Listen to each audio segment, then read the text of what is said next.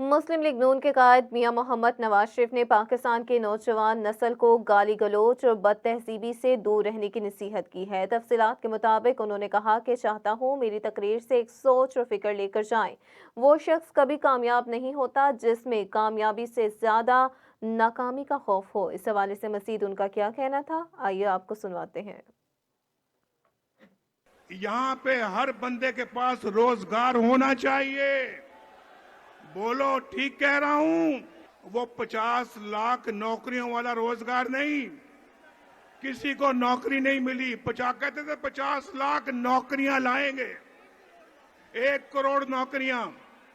जरा हाथ उठा के बताओ, किसी को नौकरी मिली? यहाँ तो शहबाज शरीफ साहब 5 साल के बाद कोई मुझे बेरोजगार नजर नहीं आना चाहिए। और यहाँ फैसलाबाद वो शहर है जिसके दाएं भी मोटरवे है और बाएं जाने भी मोटरवे है।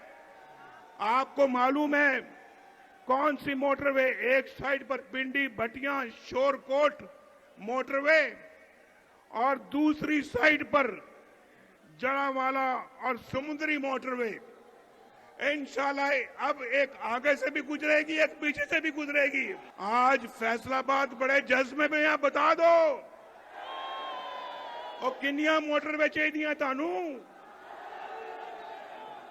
कुछ दसो मैनू, तुसी ना भी दसोगे मैं फिर भी बढ़ानी है। आज का जज्बा, जोश खरोश शायद मैंने फैसलाबाद में पहले नहीं देखा।